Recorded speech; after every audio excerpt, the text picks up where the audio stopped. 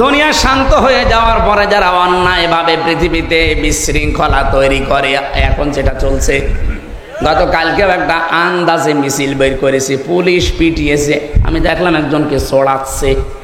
দেখেন ভিডিওটা, কি চড়াচ্ছে, ওইভাবে চড়ানো দরকার। এতদিন কোথায় ছিলি? 15.5 বছর তোর কোনো খোঁজ ছিল না। এখন যত হেলমেট বাহিনী, যত রিক্সা বাহিনী, যত আনসার বাহিনী, কত বাহিনী এখন আসতেছে, কোথায় ছিলেন এতদিন? দেশটা একটু শান্ত হতে দেন না কেন?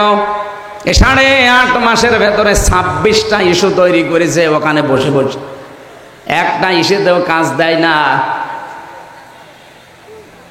আমি যে আয়াত পড়ে এটা ব্যাখ্যা করতে চেয়েছিলাম, কোরআনে কারিমের তাফসীর সঠিকভাবে করলে যারা আজ নিজেদেরকে আবরণ দিয়ে ঢেকে রেখেছেন, আল্লাহর কসম তারা বুঝে ফেলে যে হামজা যেটা জনগণকে বোঝাতে চায়, মানুষ যদি বুঝে ফেলে তে আমার অবৈধ ক্ষমতা থাকবে না। এটা বুঝে ফেলেছিল 1500 বছর আগে কে? আরো জোরে বলেন। আর এই যে 1500 বছর পরে এখন যারা বুঝে ফেলে, এরাও আবু জেহেলের আত্মীয় স্বজন। সুতরাং আমরা কোরআনে কারিম যেটা শুনতে আসলাম আজকে, এটা কোনো গোপন বিষয় নেই। বহু আলেম ওলামা, বহু ইমাম খতিব আমরা দেখি আয়াত পড়ে ঠিক, কিন্তু গোপন করে যায়।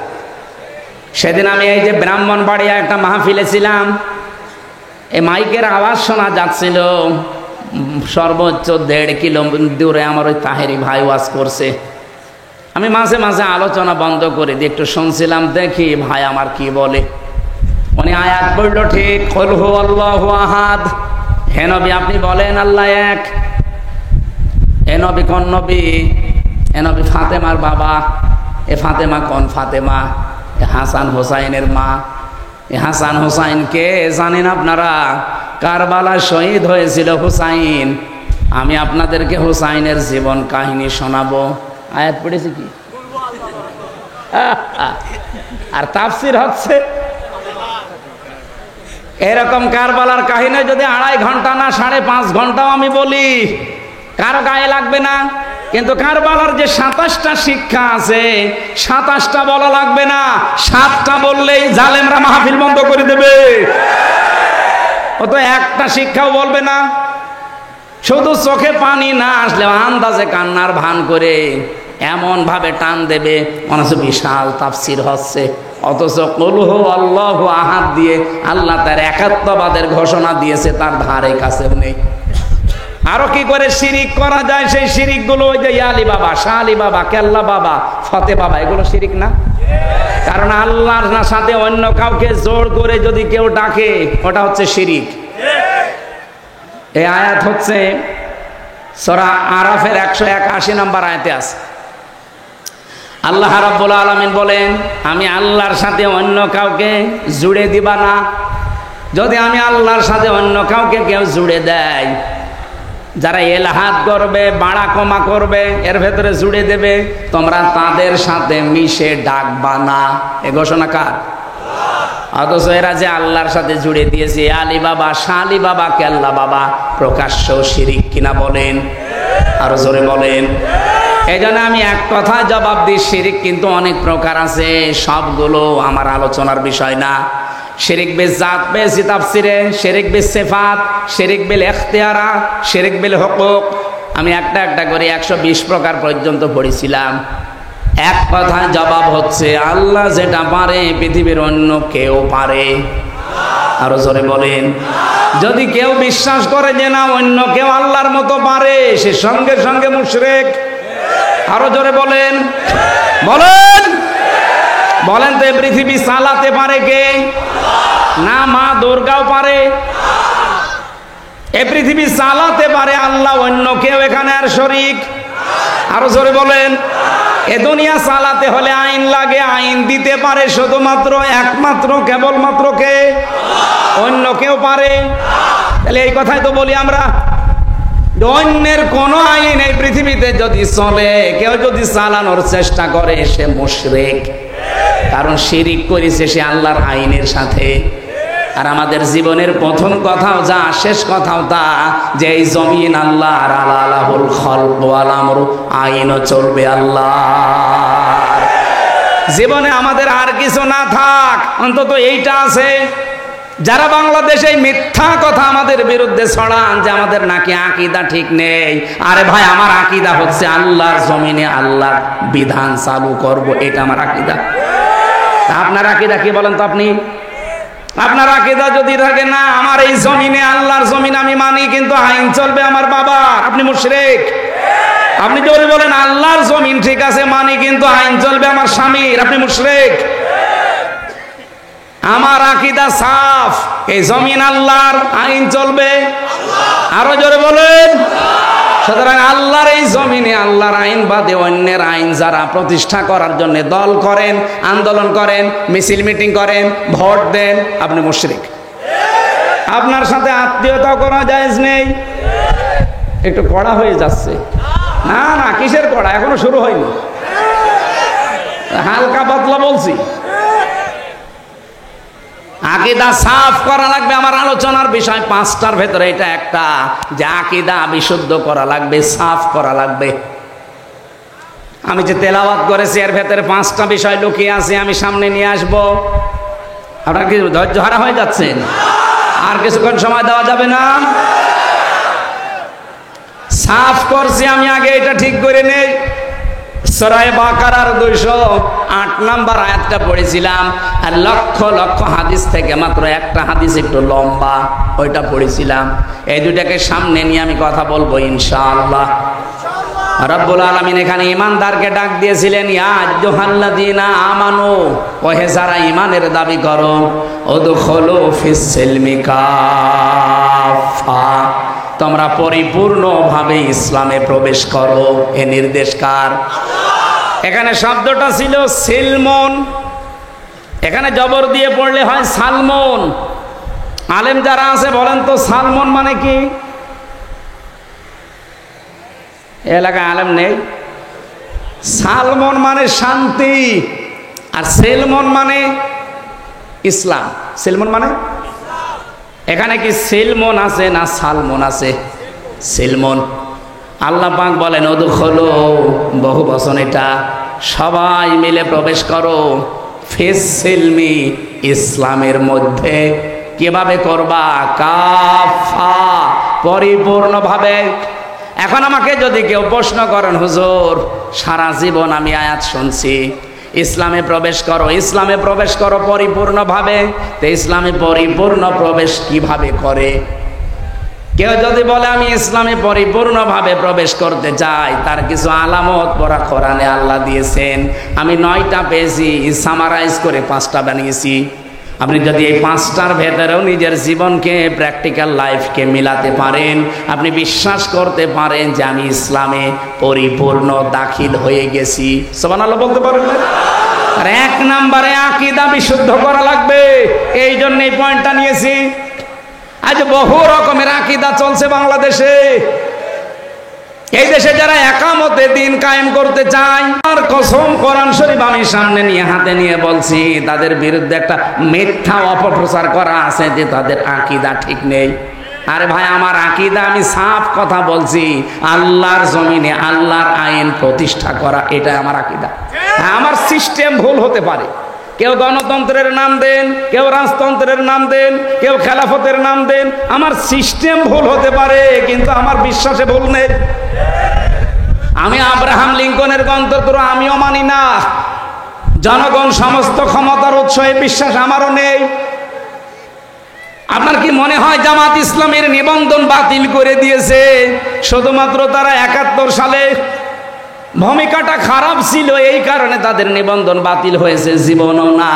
এ দেশ তো আর হাসিনা এতদিন চালায়নি, চালিয়েছে ওনার স্বামী, ওনার নামে স্বামী, যিনি উনি এখানে যা বলেছে তাই হয়েছে দিল্লির প্রেসক্রিপশন অনুযায়ী। যারাই বলেছে যে ক্ষমতার উৎস জনগণ নয় আল্লাহ, তাদেরই নিবন্ধন বাতিল করে দিয়েছে। কারণ এখানে একটা প্রকাশ্য শিরিক লুকিয়ে আছে। আপনিও কালকে বলেন যে জনগণ সমস্ত ক্ষমতার উৎস, আমরা মেনে নিলাম, আপনারটা আজকে ফেরত দিয়ে দেবে। এই জন্যই তো বারবার বলছি, সংস্কার যখন আরম্ভ হয়েছে 2732 জন মানুষ যখন অন্তত জীবন দিলই, তাদের জীবনের মূল্য যদি দিতে চান, বাংলাদেশে এই মানানো সংবিধান যেটা শিরক কুফর দিয়ে ভরপুর করা, এর যতগুলো ধারা আমি পড়েছি অধিকাংশ ধারা কোরআনের সাথে মেলে না। এই কোরআনে আল্লাহ একটা সংবিধান নামে সূরা দিয়েছেন, তার নাম ফুরকান। ফুরকান মানে সংবিধান, আধুনিক অর্থ ফুরকান মানে সংবিধান। এখানে 77টা আয়াত আছে, কয়টা? 73টা ধারা আছে। আপনি তাফসীর বুঝে বুঝে পড়েন।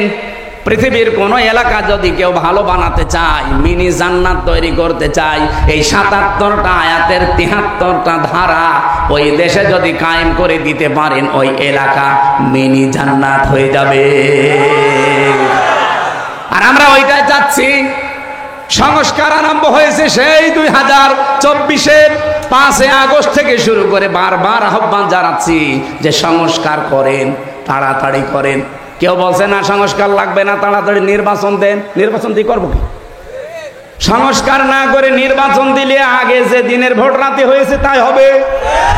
কারণ এই যে 1628 জন যারা দায়িত্বে আছে, এরা তো ওই মানুষগুলোই, এই ডিসি সেই ডিসি, এই এসপি সেই এসপি, এই টিওনো সেই টিওনো, এই ওসি সেই ওসি। হ্যাঁ, কুষ্টিয়ার ডিসি গেছে কুমিল্লায়, কুমিল্লাটা গেছে কুড়িগ্রাম, কুড়িগ্রামটা চট্টগ্রাম। এই পার্থক্য, মাল তো সব একই আছে। কি মাল এক নেই? খালি চেয়ার পাল্টিয়েছে। চেয়ার পাল্টিয়ে কি হবে? মাল পাল্টান। খালি জিনিসপত্রগুলো পাল্টিয়ে যারা এতদিন কে বৈষম্যের শিকার ছিল এই 15.5 বছর, তাদেরকে নিয়ে এসে বসান। কালকেই নির্বাচন আমরা মেনে নিচ্ছি, কোনো অসুবিধা নেই। এই জন্যই বারবার সংস্কার চাচ্ছি, যে সংস্কার যখন সব জায়গায় চলছে, সংবিধান সংস্কার করেন। এখানের ধারাগুলো ডক্টর কামালের লেখা, একটা নাস্তিক, ওর লেখা সংবিধান বাতিল করে দিয়ে কোরআনের সংবিধান, এখানে 92 জন মুসলমান 100 জনের আমরা বাস করি।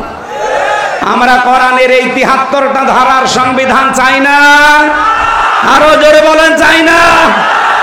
কারা কারা চান কোরআনের সংবিধান? দেখি।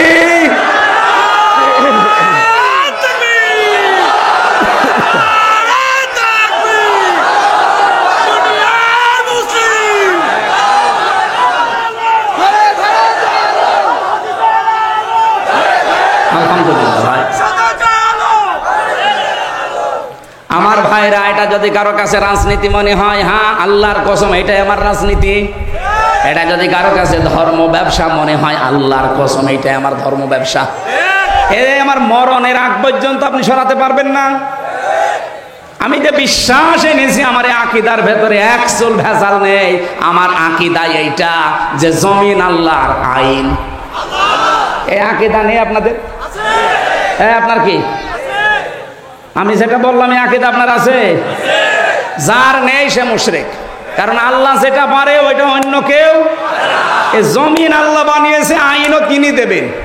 এর দলিল আছে সূরা আলে ইমরান 4 নম্বর পারা 9 নম্বর পৃষ্ঠা 3 নম্বর লাইনের 154 নম্বর আয়াতের মাঝের অংশে। কোন হুজুর নিয়ে আসবেন, নিয়ে এসে তাফসীর মিলান। ইয়াকুলুনা হাল্লানা মিনাল আমরি মিন শাইইন কুল ইন্নাল আমরা কুল্লাহু লিল্লাহ। কারো ফতোয়া লাগবে না। জমিনে যদি কেউ প্রশ্ন করে যে আইন বানাতে পারি, আপনি বলেন না, আইন বানানোর ক্ষমতা কার? এই কথাগুলো বাংলায় বলতে গেলে আপনার কাছে রাগ হয়। আর এই আয়াত দিয়ে যে মাগরিবের নামাজ পড়ালাম, হ্যাঁ এই আয়াত দিয়ে মাগরিবের নামাজ পড়ালাম, কিছুই বলে নাই। যখন বাংলা বলছি বোঝা, অথচ আরবিতে আমার মনে হয় আপনার এই আয়াত না পড়ে যদি গালি দিতাম, আপনি বলতেন হুজুর মনে হয় দোয়া করছে। না ভাই, পাগলামি করলে আর হবে না, সময় চলে যাচ্ছে। সংস্কার আরম্ভ হয়েছে, বারবার দাবি জানাচ্ছি। এখনো চোর মুক্ত হয়নি এই দেশ, এখনো ডাকাত মুক্ত হয়নি, এখনো আন্তর্জাতিক ষড়যন্ত্রের মোকাবেলা আমরা করতে পারছি না। পারবো। এইটার 73টা ধারা আপনি সংবিধানে সংযোজন করে দিন। দেখেন কালকে এই দেশ আল্লাহ নিজে রক্ষা করবে। আফগানিস্তান রক্ষা করছে না? কত বড় বড় পরাশক্তি সব পালিয়েছে। সবাই এখন পৃথিবীতে তাদেরকে আদর্শ মডেল মনে করছে, ধর্ণা দিচ্ছে। তারা সংবিধান বানিয়েছে কি দিয়ে? 56,000 বর্গ মাইল, এটা দিয়ে বানিয়ে দেন। রাজনীতির গন্ধ না খুঁজে এই কাজ করে। আল্লাহর কসম, বাংলাদেশ মিনি জান্নাত হবেই, কারণ এদেশের সব আছে।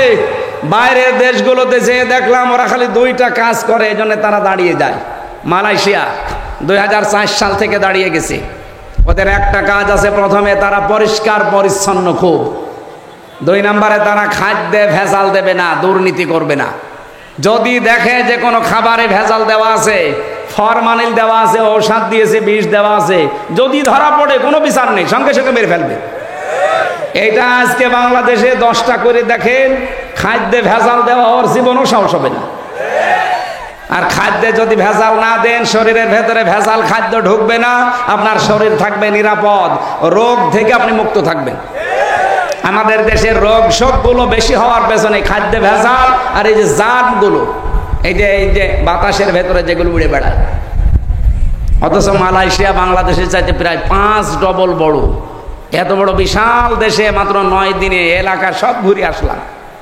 সিঙ্গাপুর খুব বড় না, এটা বাংলাদেশের একটা জেলার অর্ধেক।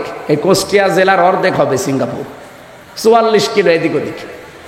আমার মনে হয় কুষ্টিয়ার এ মাথা থেকে ও মাথা প্রায় 70-80 কিলো হবে না? এই দৌলতপুরের একেবারে তেকালা থেকে শুরু করে ওই খোকসার একেবারে শেষ ওই জানিপুর পর্যন্ত আপনি হিসাব করে দেখেন, পুরাটা 60-70 কিলো হয়ে যাবে। সেই হিসাবে সিঙ্গাপুর মাত্র 44 কিলোমিটার এদিকে ওদিক মিলে।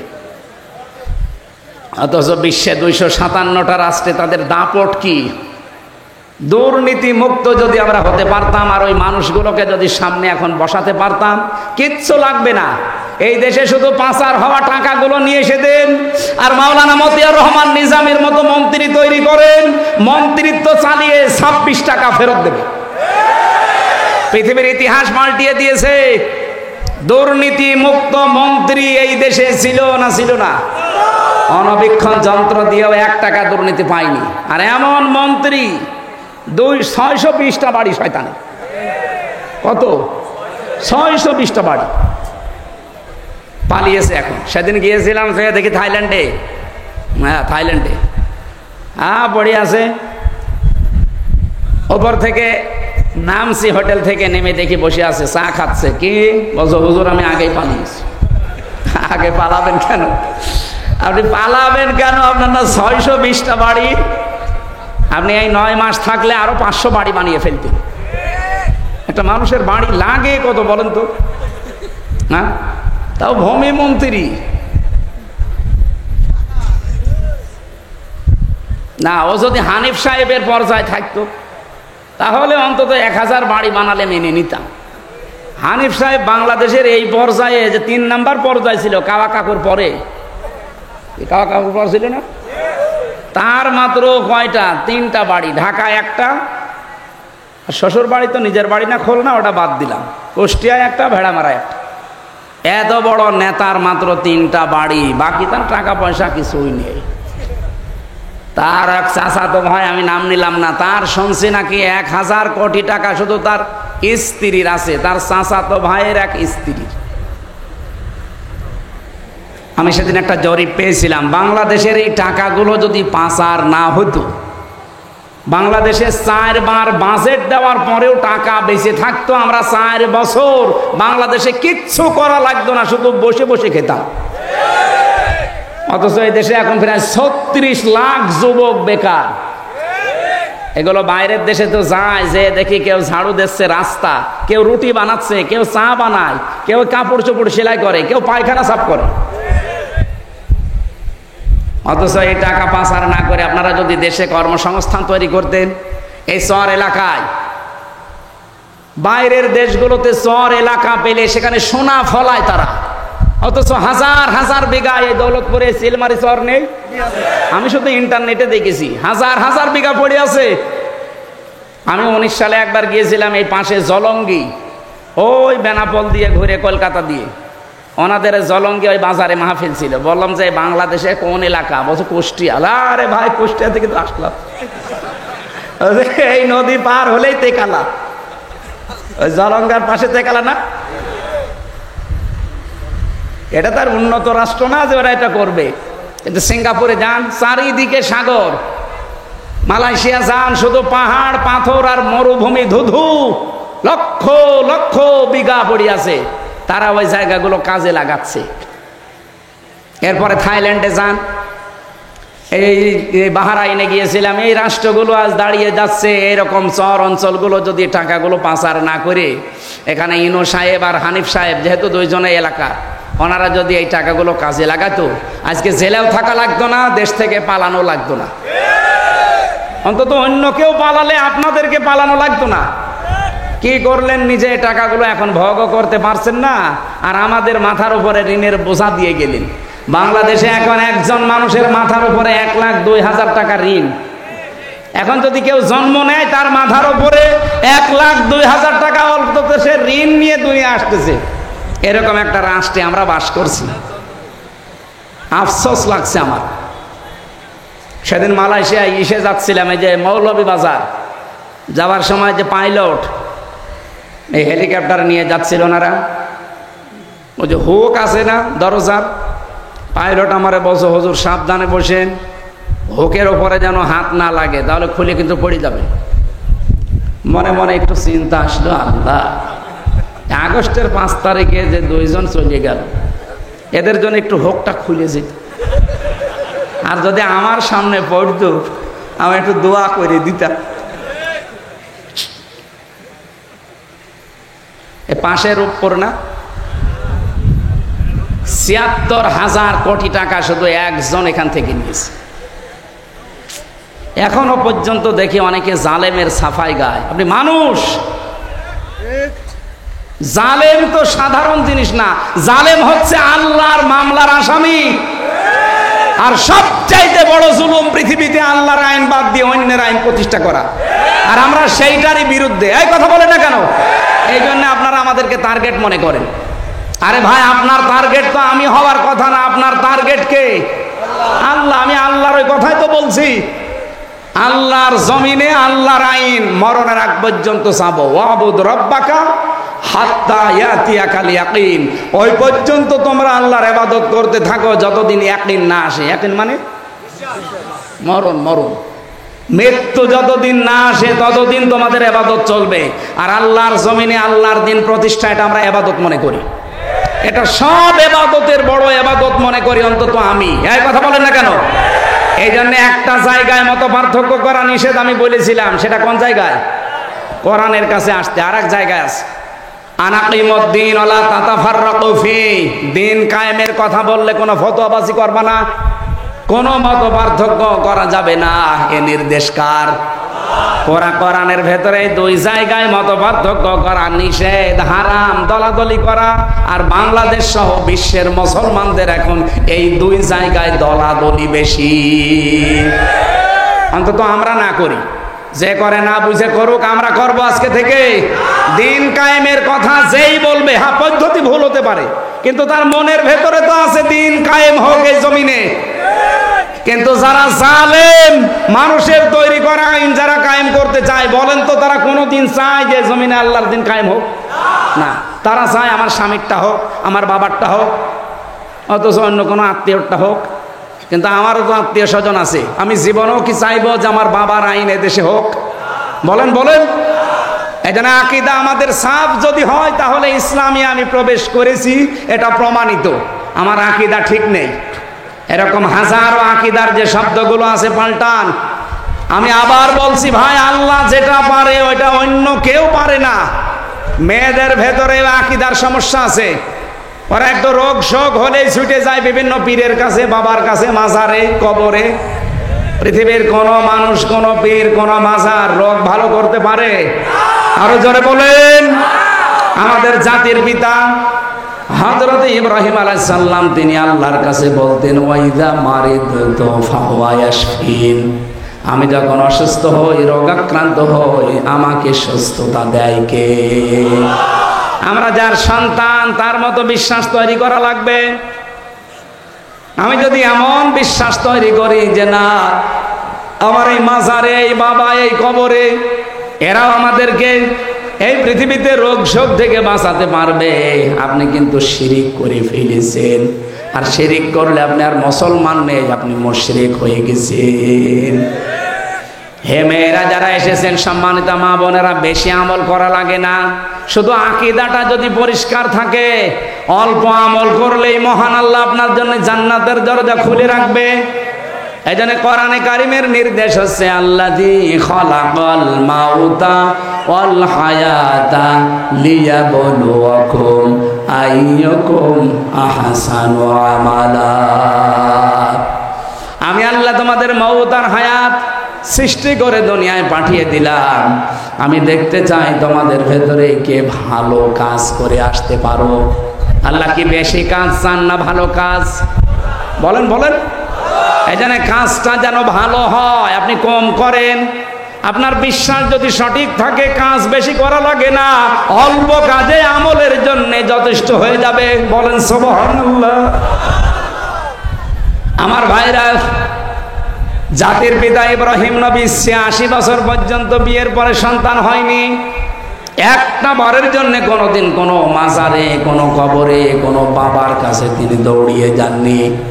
৮৬ বছর বয়স পর্যন্ত অপেক্ষা করেছিলেন। আর প্রতিদিন তার দোয়া ছিল রব্বি হাবলি মিনাস সলিহিন। বলেন আল্লাহু আকবার। আর আমরা সেই বাবার পিতার, সেই পিতার সন্তান দাবি করে কোন কারণে, কোন দুঃখে এই গোলাপ সার মাজারে যাবেন? বলেন। আপনি কি এমন বাবার সন্তান যে বাবা জীবনে কোনোদিন শিরিক করেনি? শিরিকের কিছু সামনে আসলে সঙ্গে সঙ্গে মুখ ফিরিয়ে বলতেন ওমা আনা মিনাল মুশরিকিন, আমি কিন্তু মুশরিক না। আর সেই বাবার সন্তান দাবি করে আমরা শিরিকের ভেতরে গা ভাসিয়ে দেই। আমাদের বাবা ইব্রাহিম কত সতর্ক ছিলেন তিনি শিরিকের ব্যাপারে। প্রথমে তারকা দেখে বলেছিলেন এটা আমার মনে হয় খোদা হবে, রব হবে। ফালাম্মা জান্না আলাইহিল লাইলু রাহা কাওকাবা, একটা একটা করে চন্দ্র দেখলেন, সূর্য দেখলেন, শেষে বললেন এটা হাজা আকবার, হাজা রব্বি, এটা আমার বড় রব। যখন দেখলেন এইটাও ডুবে গেল মাগরিবের আগ দিয়ে, তিনি এবার জাতির লোককে সতর্ক করে হাত ওসা করে ডাকলেন ইন্নী ওয়াজ্জাহতু ওয়াজহিয়া লিল্লাযী ফাতারাস সামাওয়াতি ওয়াল আরদা হানিফা। অবশ্যই আমার এই চেহারা আমি ঘুরিয়ে দিলাম। আসমান আর জমিন যিনি উদ্ভাবক, যিনি এগুলো বানিয়েছেন বিনা আকার আকৃতি মডেল ছাড়া, সে আল্লাহর দিকে আমার চেহারা আমি ঘুরিয়ে দিলাম, একনিষ্ঠভাবে আমি ঘুরিয়ে দিলাম হানিফা। ওমান মিনাল মুশরিকিন, আমি কিন্তু মুশরিক না। কুষ্টিয়াবাসী আর যাই করেন, নিজের জীবনের এই আকীদাটা ঠিক করেন, শিরিক মুক্ত জীবন গঠন করেন। আমল বেশি করার জন্য আহ্বান জানাচ্ছি না, অল্প কাজ করেন, অল্প আমল করেন, এইটা জান্নাতে যাওয়ার জন্য যথেষ্ট হবে। আখলিস দীনাকা ইয়াকফিকাল আমালুল কলিল, তোমার নিজের আমল বিশেষ করে আকীদাটা ঠিক করো, অল্প কাজে অল্প আমলেই নাজাতের জন্য যথেষ্ট হয়ে যাবে। বলেন সুবহানাল্লাহ। আমার মা বোনদেরকে বলছি, সন্তান যদি একেবারে মরণ পর্যন্ত না হয়, জীবনে আর কোনোদিন কোনো বাবার কাছে, ফকিরের কাছে না। হ্যাঁ, যদি আপনার রোগ থাকে চিকিৎসা করান, চিকিৎসার জন্য যদি ঝাড়ফুঁক নেওয়া লাগে ঝাড়ফুঁক নেন, কিন্তু তাবিজ কবজ নেবেন না। তাবিজের ভেতরে শিরিকের গন্ধ পাওয়া যায়। আব্দুল্লাহ বিন মাসউদ থেকে বর্ণিত, তিনি বলেন তাবিজ ঝোলালো যে সে যেন আল্লাহর সাথে শিরিক করলো। বলেন নাউজুবিল্লাহ। আমার বাস্তব জীবনের একটা কাহিনী শিক্ষার জন্য মাঝে মাঝে আপনাদের শোনাই। বগুড়াতে এক মাহফিলে খাবার খাচ্ছিলাম, একটা লোক এসে বলছে হুজুর এই আপেলটা পরিয়ে দেন, ছেলে মেয়ে হয় না। আমি সূরা ফাতিহা পড়ে ফু দেব, আমার কানের কাছে মুখ নিয়ে বলছে হুজুর এমন ভাবে আপেল পড়বেন যেন ছেলে হয়। মনে হচ্ছে ছেলে আমি তৈরি করি। আপেল দিলাম ফেলে, আচ্ছা আপেল কই, ফেলে দিস কেন? আরে ভাই আপেল পড়ে যদি ছেলে হয় তা আমার ম্যাডামের 3টে মেয়ে হইতো না? খালি আপেল খাওয়াতাম। কি বিশ্বাস দেখিছে, মনে কর যে আমি রামজারে দিয়ে আপেল পড়ালে এতদিন মেয়ে হয়েছে, এখন মনে হয় ছেলে হবে, ছেলেকে আমি ডাউনলোড করে দেব। আকীদা সাফ করা লাগবে। কোন কিছু এই পৃথিবীতে আমার আল্লাহর হুকুম ছাড়া যেহেতু হয় না, আর আল্লাহ যেটা পারে ওইটা অন্য কেউ পারে না। সন্তান দিতে পারে কে? অন্য কেউ পারে? আরো জোরে বলেন পারে? রোগ ভালো করতে পারে কে? হ্যাঁ, ডাক্তারে পারে, হ্যাঁ পারে, তা ঔষধ এটা ওসিলা। কিন্তু সামান দুনিয়ার সব ডাক্তার আপনি যদি গলিয়ে খাওয়িয়ে দেন, জীবনও ভালো হবে না যদি আল্লাহর অনুমতি না থাকে। এই জন্য আবার বলছি, হাত জোড় করে বলছি, হাতে পায়ে ধরে বলছি, কুষ্টিয়ার মানুষকে এমনি ভালোবাসি বেশি। আমি চাই না আমরা জাহান্নামে চলে যাই। খালি শিরিক মুক্ত জীবন তৈরি করেন, আকীদাটা সাফ করেন, পরিষ্কার করেন, আপনাকে জান্নাতে কেউ বাধা দেবে না। আমি সারা দেশে কোরআনের কথা বলে বেড়াই, আর আমার নিজের জেলার লোক যদি শিরিক করে, এই গোলাপ সার মাজারে যে আরো একটা কি সার মাজার আছে না, ঘোড়া গরু ভেড়া ছাগল সব মরে আল্লাহর ওলি হয়ে যাচ্ছে, আমি কি করছি? কিসের ঘোড়া শাহ, কিসের হরিণ শাহ, সব বানানো। কবর ঘুরে দেখবেন কোনো আল্লাহর ওলি নেই, ওই ঘোড়া মরে গেছে বানিয়ে ঘোড়া শাহ বানিয়ে দিয়েছে। কোন ঘোড়া শাহ, কোন গোলাপ শাহ, কোন লালন শাহ, কোন শাহর কবরে যাওয়ার দরকার নেই। যদি কিছু লাগে তাহাজ্জুদের নামাজে বড় করে সেজদা দিয়ে চোখের পানি ফেলে আল্লাহকে বলেন। হ্যাঁ, কথা বলেন না কেন? অনেকে রাসূলুল্লাহর মহব্বতে অনেকে শিরিক করে ফেলে, বিশ্ব নবী তুলতে তুলতে আল্লাহর উপরে তুলে ফেলে। আমি মদিনা শরীফে শুধু হাত তুলেছিলাম নবীর রওজার পাশে, এভাবে আমি মোনাজাতটা এভাবে করতে করতে এভাবে হয়ে গেছে। আমি তো মানে আবেগে আছি। হঠাৎ পুলিশ যেখানে ছিল দাঁড়িয়ে আমার হাতের উপরে লাঠি দিয়ে দিয়েছে, আস্তে করে মৃদু বাড়ি। হাত খুলে চোখ খুলে দেখছি পুলিশ। কি ভাই? ওনারা জিজ্ঞাসা করলাম ওনার ভাষা দিয়ে আরবিতে, বেমা মুশকিলা। আমার বলছে মুশকিল তো আছেই। কি মুশকিল? সমস্যা কি? ওর ভাষা দিয়ে আমারে বলছে, কেন আপনি এখানে চান? আপনার যদি কিছু লাগে তো নবীজির কাছে যাবেন কেন? আপনি তো যাবেন নবীজির মালিক যিনি। আপনার কিছু লাগলে আপনি যান, কাবা শরীফের দিকে মুখ করেন, আল্লাহর কাছে বলেন। একটা পুলিশ আকীদা কি সাফ দেখেছেন? আর সেদিন নাটোর থেকে আসছিলাম, পুলিশ আমার গাড়ি থামিয়ে বলছে, হুজুর দাঁড়ান। কি? গাড়ির সামনে যেমন নাম লেখা আছে দেখে গাড়ি দাঁড় করিয়েছে। কি কি হয়েছে? এমন অনেক কাগজপত্র দেখবে না। জামার বোতাম খুলে বলছে, হুজুর ফু দিয়ে দেন। কেন? বলছে ডিউটি করছিলাম, হঠাৎ দেখলাম তাল গাছের ভেতরে কি জোরে নড়ি উঠেছে। তাল গাছের ভেতরে কি নড়ে উঠে ও ভয় পায়। ও ভয় তো এমনি পায়নি, কারণ আছে। কি কারণ বলবো? এটা কিছুক্ষণ আগে যিনি কথা বলছিলেন মাওলানা ইয়াসির, মাওলানা ইয়াসির শেষের দিকে আমি আসার সময় এই বাক্যটা শুনলাম যে বিশ্বনবী যেদিন নবুয়ত পাওয়ার পরে বাড়িতে এসেছিলেন, স্ত্রীকে ডাক দিয়ে বলেছিলেন, জাম্মিলুনি জাম্মিলুনি ইয়া খাদিজা বলেছিলেন না? কি এর ভেতরে কিছু পেয়েছেন জীবনে? যে জাম্মিলুনি জাম্মিলুনি ইয়া খাদিজা, হে আমার খাদিজা আমাকে ঢেকে দাও, আমি ভয় পেয়েছি। কি? হযরতে খাদিজার সঙ্গে সঙ্গে 5টা কথা বলেছিলেন। প্রথমেই তিনি বললেন, কাল্লা, কখনোই না, আল্লাহি, আল্লাহর কসম, লা ইউখজিকাল্লাহু আবাদান, কখনো আল্লাহ আপনাকে অপমান অপদস্থ ভয় ভীতি, এখানে ইউখজি শব্দের শাব্দিক অর্থ প্রায় 33টা পেয়েছি। আপনি ভয় পাবেন না, দুশ্চিন্তা করবেন না। এই পৃথিবীতে কোনো ক্ষয় নেই, লয় নেই, কেউ আপনাকে ভীতি ভয় প্রদর্শন করতে পারে না। আপনি দুর্বল হবেন না, হীনমন্য হবেন না, ছোট ভাববেন না। এতগুলো অর্থ আছে এর ভেতরে। কোরআনে কারিমের একটা আয়াত পড়ছে আমি আলেমদের জন্য, আলা তাহিনু ওয়ালা তাহজানু ওয়া আনতুমুল আ'লাউনা ইন কুনতুম মুমিনিন। সূরা আলে ইমরানের 139 নম্বর আয়াত, 4 নম্বর পারার 6 নম্বর পৃষ্ঠার 12 নম্বর লাইনে আছে। আয়াতটা আমি এর আগেও পড়েছি। দেখেন একটা নতুন তথ্য আছে। আল্লাহ বলেন হীনমন্য হবা না, ছোট ভাববা না, দুর্বল হবা না, ভয় পাবা না, চিন্তা করবা না। ওয়া আনতুমুল আ'লাউনা শব্দটা কিন্তু আরবি গ্রামার যারা পড়ায়, যারা বালাগাত মানতেক বোঝে, আমি আলেমদেরকে বলছি, আপনি জিজ্ঞাসা করে দেখেন এই আয়াতটা কিন্তু ঠিক নেই। ওয়া আনতুম আ'লাউনা এই শব্দটা যদি আ'লাউনা দিতেন, আলিফ লাম না দিতেন, তাহলে আরবি গ্রামারও জানি ঠিক থাকতো। কারণ মুবতাদা সব সময় মারেফা হয় আর খবর হয় সব সময় নাকেরা। আল্লাহ এখানে নাকেরাকে আলিফ লাম দিয়ে মারেফা করে দিলেন।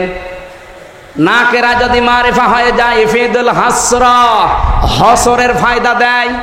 আয়াতটা যদি আল্লাহ এইভাবে সাজাতেন ওয়ালা তাহিনু ওয়ালা তাহসানু ওয়া আনতুম আ'লাউনা, অর্থ হয়ে যেত। কিন্তু অর্থ হতো বাংলায় এই শেষে যে হর্ষাই আছে, তোমরাই বিজয়ী হবে। এই যে তোমরাই শেষে হর্ষাই আর বিজয়ী হবে শেষে হর্ষাই, এই দুইটা দেওয়া লাগতো না?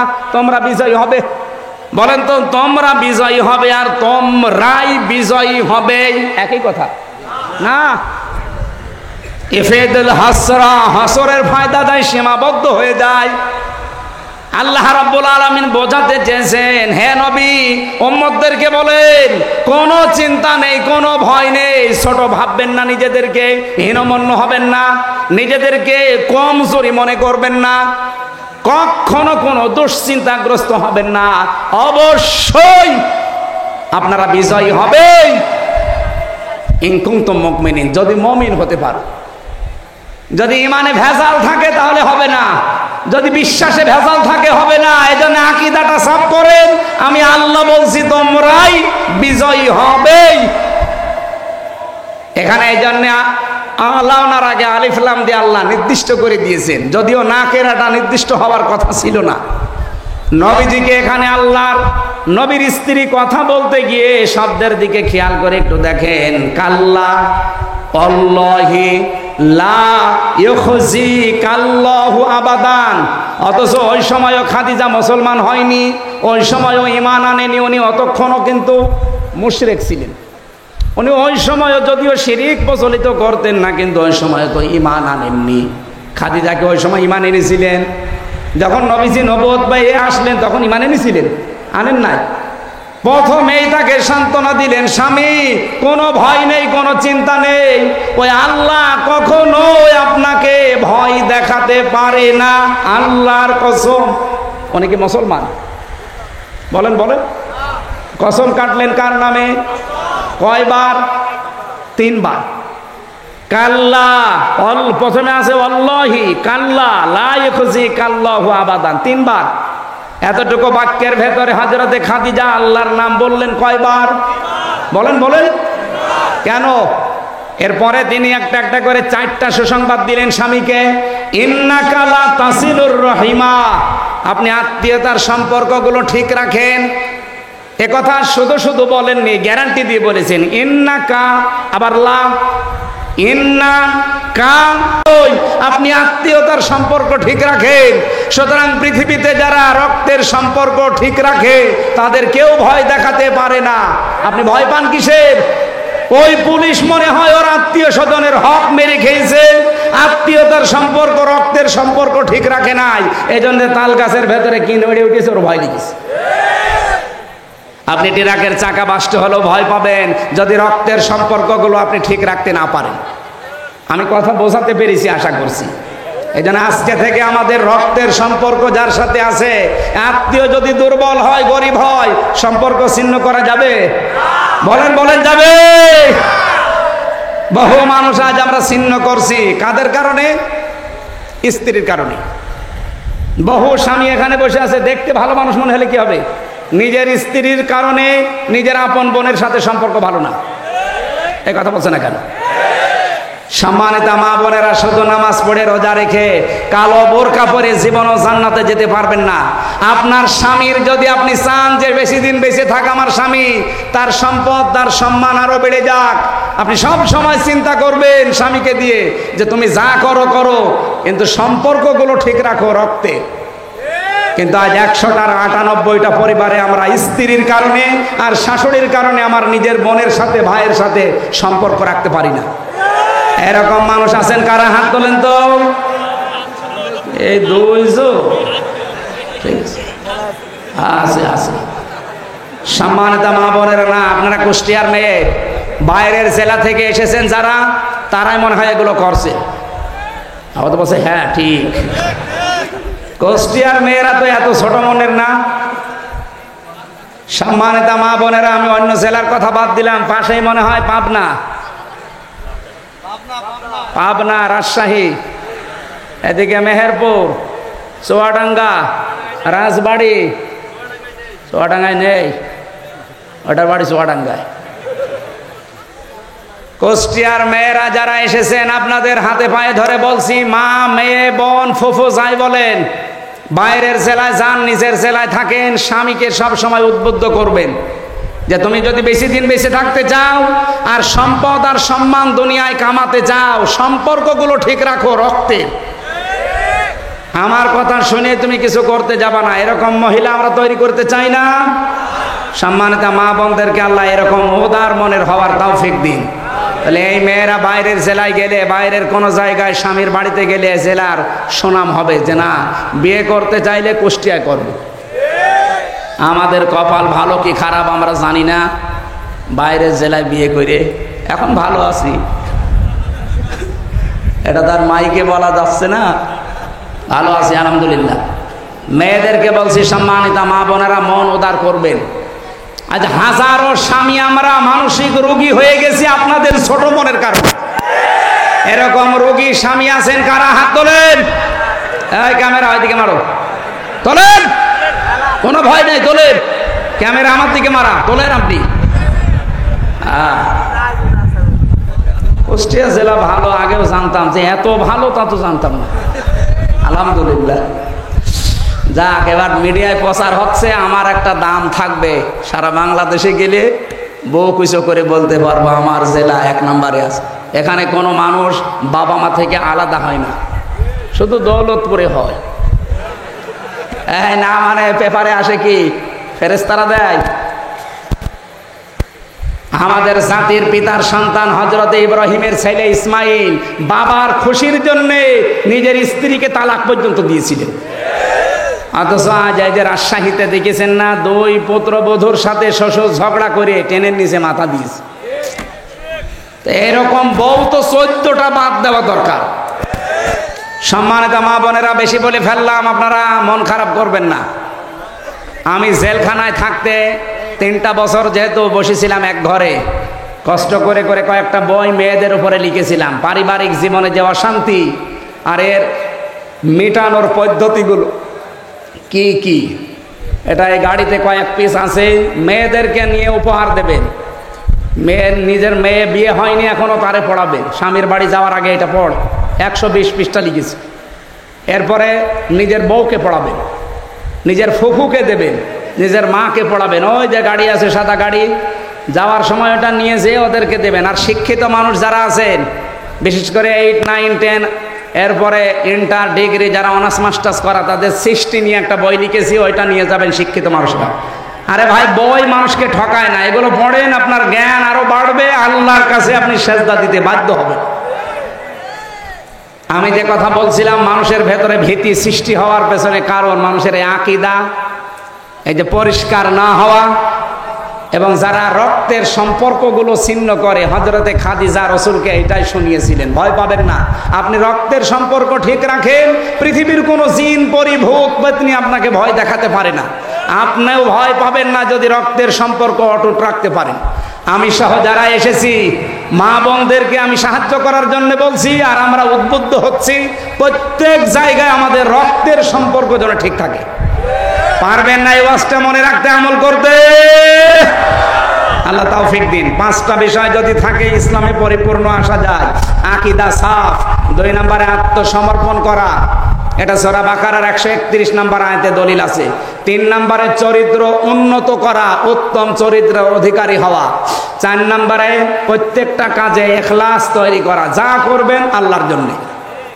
যদি আপনি দিনের কাজ করতে গিয়ে, একামতে দিনের কাজ করতে গিয়ে কেউ বাধা দেয়, কেউ গালি দেয়, রাজাকার বলে বলুক, কারণ আমি করছি কার জন্যে? ইউজাহিদুনা ফি সাবিলিল্লাহ ওয়ালা ইয়াখাফুনা লাওমাতা লাইম। আমার তেলাওয়াতকৃত হাদিসের 6 নম্বর পয়েন্টে এটা আছে। 5 নম্বরে হচ্ছে নিজের লেনদেন গুলো ঠিক করা। এই তারাগনিয়া, এরপরে হোসেনাবাদ বাজারে বহু মানুষ বাকি খায়, বাকি হওয়ার পরে দোকানের সামনে দিয়ে যায় না, অন্য রাস্তা ধরে। আপনি যতই বুজুর্গ দাবি করেন, তাহাজ্জুদ পড়েন, আপনি ইসলামে এখনো পরিপূর্ণ প্রবেশ করতে পারেননি। কারণ পরিপূর্ণ ইসলামে আসতে হলে এই 5টা বিষয় মাস্ট বি ভেতরে আনা লাগবে। আমি সহ প্রত্যেককে আল্লাহ এগুলো আমল করে দুনিয়ার জীবন ত্যাগ করার তৌফিক দিন, আমিন। বাংলাদেশের ঐতিহ্যবাহী জেলা, আমার প্রাণপ্রিয় এলাকা কুষ্টিয়া, দৌলতপুর থানার অন্তর্গত হোসেনাবাদ বাজার হাই স্কুল ময়দানে দারুল কোরআন, দারুল উলুম নুরুল কোরআন কওমি মাদ্রাসা এবং এলাকাবাসীর উদ্যোগে 6ষ্ঠ বাৎসরিক 2 দিন ব্যাপী ঐতিহাসিক তাফসীরুল কোরআন মাহফিলের সমাপনী রজনীর স্বনামধন্য সভাপতি জনাব মাওলানা শামসুল হক। আরে আরে তাড়াতাড়ি করেন, তাড়াতাড়ি করেন। যাদের বসতে ভালো লাগে বসে, দাঁড়িয়ে ভালো লাগলে দাঁড়িয়ে থাক, কথা বলবেন না।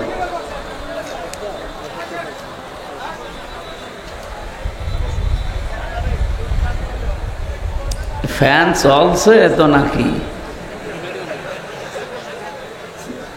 আমার মনে হয় রওশনের সাথে যদি বলা হয় তাও এসে তো জোরে ঘুরবে। সম্মানিত পরিচালক হাফেজ মাওলানা আসাদুজ্জামান, আতালাল্লাহু উমরাহু ওয়া বারাকাল্লাহু ফি হায়াতি, বলেন আমিন।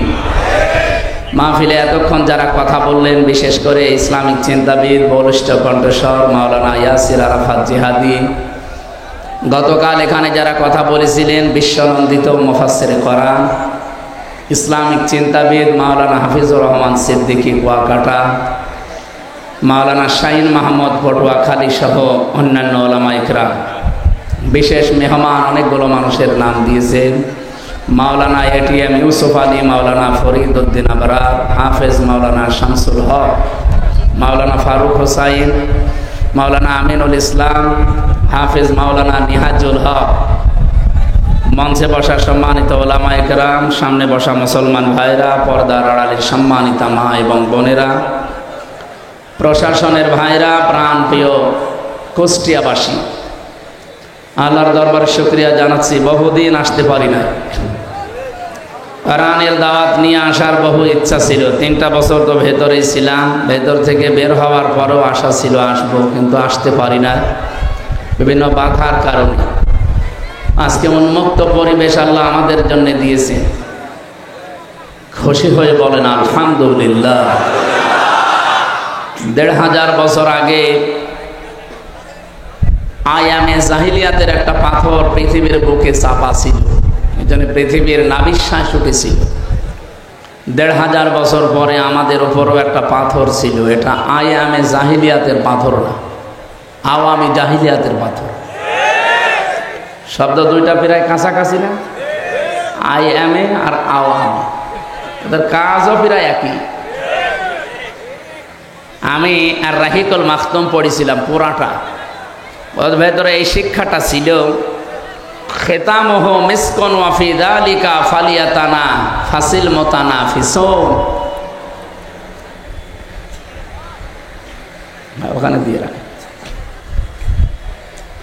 ওনারা ব্যাখ্যা করতে গিয়ে এই শব্দের খেতামহু মিসকন, তাফসিরে মুফাসসিরিন ইকরাম যে শব্দটা দিয়েছেন, এর আগে যে আয়াতের শেষের অংশ আছে, আর রাহিকুল মাখতুম এই শব্দ কোরআনের শব্দ। বিশ্বে প্রায় 26টার উপরে এখন নবীজির জীবনের উপরে ধর্মীয় গ্রন্থ আছে, তার ভেতরে অথেন্টিক এবং সর্বোচ্চ পুরস্কার প্রাপ্ত আর রাহিকুল মাখতুম আল্লামা সফিউর রহমানের লেখা। বিশ্বে শুধু এই মুসলমান দেশে না, অমুসলিম যত দেশ আছে যেখানে আমাদের নবী মোহাম্মদ রসুল্লাহকে নিয়ে আলোচনা হয়, সেখানে তারা আর রাহিকুল মাখতুম এই বইটার নাম, এই কিতাবটার নাম জানে তারা। তো সেখান থেকে আমি কোট করছি, ওখানে লেখা আছে খেতামহু মিসকুন ওয়া ফি যালিকা ফালিয়াতানাফাসিল মুতানাফিসুন। এটা ঢাকনা দিয়ে ঢাকা আছে। আমিজাজহু মিন তাসনিম, এই তাসনিম শব্দটার ব্যাখ্যা করতে গিয়ে যারা লেখক, বিশেষ করে যারা তাফসির লেখে, তারা লিখেছেন জান্নাতে যে পানি আল্লাহ জান্নাতি বান্দা বান্দীদেরকে খাওয়াবেন, সেই শরবত বা পানি ঢাকনা দিয়ে ঢাকা থাকবে, যেটা আজ পর্যন্ত খোলা হয়নি। যে জান্নাত পাবে ওখান থেকে খাবার সময় ঢাকনা খুলে খাওয়া লাগবে, এর আগে এখনো পর্যন্ত ওই ঢাকনা কেউ খোলেনি। ওটা তাসনিমের গুণাগুণের ভেতরে আমরা কয়েকটা গুণাগুণ দেখলাম। এক নম্বরে, ওটা যদি কেউ ধরে পান করে, সঙ্গে সঙ্গে তার চেহারার ভেতরে নূর চমকাবে, তার চেহারার উজ্জ্বলতা বেড়ে যাবে, এবং এক এক সময় এক এক রকমের স্বাদ তার মুখের ভেতরে সে পেতেই থাকবে। পৃথিবীর কোন খাবার আছে যে একবার খেলে এক স্বাদ, আর একবার খেলে আর এক স্বাদ? এরকম খাবার আছে? আমি পাইনি। আমার এই ছোট বয়সে বিশ্বের কতগুলো দেশে ঘুরে আসলাম, আমি 220 প্রকার পর্যন্ত খাবার এক হোটেলে পেয়েছিলাম। আপনি জীবনে নামও শোনেন, আমিও শুনছিলাম না, ওই শুনে আসলাম কত রকমের খাবার এখানে তৈরি হয়। 220 প্রকার। বাংলাদেশে এক জায়গায় পেয়েছিলাম 180 প্রকার খাবার রান্না হয়, গাজীপুরের কাপাসিয়ায় নিরিবিলি হোটেলে। 180 প্রকার খাবার আপনি কি রান্না করেন এত? হোটেলের মালিক তোতা মিয়া ওই এসে বলছে, হুজুর এই যে এইটা খান। কি এইটা? কাঁঠালের পাতা ভর্তা। তো ছাগলে খায় কাঁঠালের পাতা ভর্তা, এও নাকি একটা খাবার। বাঁশের পাতা ভর্তা, এও খাবার। জামের পাতা ভর্তা, এও খাবার। এইভাবে করে করে 180 প্রকার। আর থাইল্যান্ডে পেয়েছিলাম 220 প্রকার। কাঁকড়া মাকড়া সব দেয়, যেগুলো আমরা অন্তত ঘৃণা করি, খেতে চাই না, এইরকম জিনিসও। তারপর দাম কি? বাংলাদেশের টাকায় কমপক্ষে 22,000 টাকা হবে কাঁকড়া। উন্নত জাতের কাঁকড়া তারা নাকি প্রতিপালন করে, সাগর থেকে নিয়ে আসে, ওটা ফ্রাই করে দেয়। ওরা বলে যে হুজুর খুব স্বাদ। ও সাদা তো দেখলেই আমার ঘৃণা করে। আমার মেয়েরে আমি ভিডিও কলে দেখাচ্ছিলাম, আমার ওই 4 বছর যেটা, ও দেখে বলছে বাবা কি? এমন কাঁকড়া। তুমি যদি দেশে আসো জীবনে তোমার মুখে আর চুমু খাবো না। কেন? কাঁকড়া খাও বাইরে যে। তো এই যে খাবারগুলোর পরে পরিবেশন করা হয় পানি, আমি দেখেছি এই পানিগুলো পৃথিবীতে সবচাইতে দামি যে পানি, নাম কি বলেন তো দামি পানির নাম? এ হুজুর তো তাই বলবে। পৃথিবীর দামি পানির নাম বলছে জমজম। 1 গ্লাস কয় টাকা নেবে? খুব বেশি হলেও না 100 টাকা দিলে আপনাকে 1 গ্লাস দিয়ে দেবে। এই পৃথিবীর 257টা রাষ্ট্র সবচাইতে দামি পানির নাম হচ্ছে অ্যাকোয়া ক্রিস্টোলা। এই হাফ লিটার পানির দাম 700 গ্রাম। 700 গ্রাম পানির দাম এখন প্রায় বাংলাদেশের টাকা অনুযায়ী 55 লক্ষ। এ মুকেশ আম্বানির নাম শুনেছে? ভারতে ওর স্ত্রী নীতা আম্বানি এটা পান করে। প্রতিদিন অন্তত 3-4 লিটার করে তো যাই। আপনি হিসাব করে দেখেন তো, স্বর্ণের বার গুলিয়ে ওটা রিফাইন করে ওর ভেতরে দেয়। ওটা দিলে কয়েকটা উপকার আছে, সব উপকার এখানে বলা যাচ্ছে না, তা 2টা বলি। একটা, যৌবন ঠিক থাকে। 2 নম্বর, চামড়া জড়িয়ে যায় না। ও মহিলার বয়স কিন্তু অনেক, আমার মনে হয় আমার দাদির বয়সই হবে। তারপরেও দেখলে মনে হবে যে আমার ম্যাডামের বয়স। আর কয়েকটা উপকারের কথা আছে, আমি ওগুলো বলতে পারলাম না এই হুজুরদের কারণে। দেখা আছে তো এই মহিলা আমার মনে হয় মাঝে মাঝে যে যদি প্রতিদিন অন্তত 3-4 লিটার পানি পান করে, 3 কোটি 3.5 কোটি টাকার শুধু পানি খায়, আর বাকি যা খায় ওগুলো তো নাম বলা যাচ্ছে না, তা আরো দামি।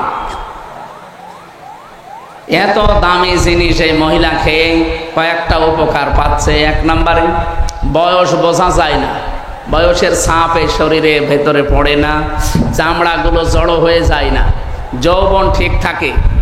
বাকি আরো যে 2টা আছে বললাম না, আপনি একা একা আসবেন, আপনাকে বলবো, ওগুলো ঠিক থাকে। তো কি হচ্ছে, আমি যে কথাটা এখানে আপনাদের সামনে তুলেছিলাম, যেখানে যারা বসে আছে সম্মানিত ওলামা ইকরাম, সামনে বসা মুসলমান ভাইরা, পর্দার আড়ালের সম্মানিতা মা এবং বোনেরা, প্রশাসনের ভাইরা, প্রাণপ্রিয় কুষ্টিয়াবাসী, এ কথাগুলো বলি নাই? বলেন বলেন। বড় আশা ছিল আমি দূরের জেলাগুলো বাদ দিয়ে আমার নিজের এলাকাগুলো একটু ঠিক করি, কোরআন হাদিসের যতটুকু আমি জেনেছি বুঝেছি মানুষকে জানাই। এতে কপালের ফের, জালেমরা আসলে বলতে দেয়নি।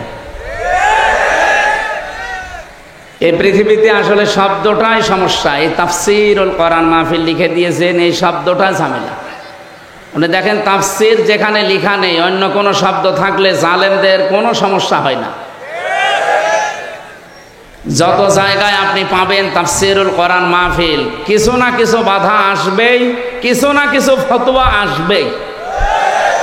অথচ পড়া কোরআন পড়ে আমি 2টা জিনিস অন্তত ক্লিয়ার হয়েছি, যে 2 জায়গায় কোনো ফতোয়াবাজি চলবে না, 2টা জায়গায় কোনো ফতোয়াবাজি চলবে না। এখানে ফতোয়া দেওয়া ঠিক নয়, দলাদলি করা, মত পার্থক্য করা, আলাদা আলাদা হয়ে যাওয়া হারাম। সে 2 জায়গার এক জায়গা হচ্ছে কোরআনের কাছে। ওয়াতাসিমু বিহাবলিল্লাহি জামিআও ওয়া লা তাফাররাকু, সূরা আলে ইমরানের 103 নম্বর আয়াতের প্রথম অংশে আছে। আল্লাহ বলেন যে কোরআনের কাছে যখন আসতে বলবে তখন কোনো দলাদলি করবা না, কোনো ফতোয়াবাজি করবা না। এই জায়গায় আপনি সারা পৃথিবীতে দেখেন, যেখানে কোরআনের কাছে ডাক দেওয়া হয় সেখানে ফতোয়া বেশি। এখানে যদি ওরস শরীফ দিতেন, এই জায়গায় যদি ইসালে সওয়াব দিতেন, এখানে যদি আপনি ওই যে 63 দিন ব্যাপী যা হয় বাংলাদেশে বিভিন্ন নাম দিয়ে, আমি নামগুলো নিলাম না, এই নামে কিছু হলে কোনো বাধা হয় আমি দেখিনি, শুনিও নি। ইসালে সওয়াবে আজ পর্যন্ত বাংলাদেশে কোনো জায়গায় বাধা হয়েছে? আর ভারতে তো বাধা হয় না, কারণ ভারতে এটা নিয়েই চলে ওরা। এরপরে নওরস শরীফ হয়, খসরস শরীফ হয়, গোসল শরীফ হয়, ওরস মোবারক, ওরস শরীফ, যত রকমের শরীফ বলেন, মোবারক বলেন, কোনো জায়গায় বাধা হয়নি, আর আমি দেখিনি, শুনিও নি।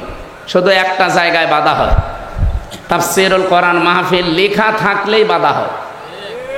এর আমি কারণ পেয়েছি এই শব্দের ভেতরে। যারা আরবি গ্রামার জানি, এ শব্দ ভাঙবেন, এ শব্দের গোড়ায় চলে যাবেন।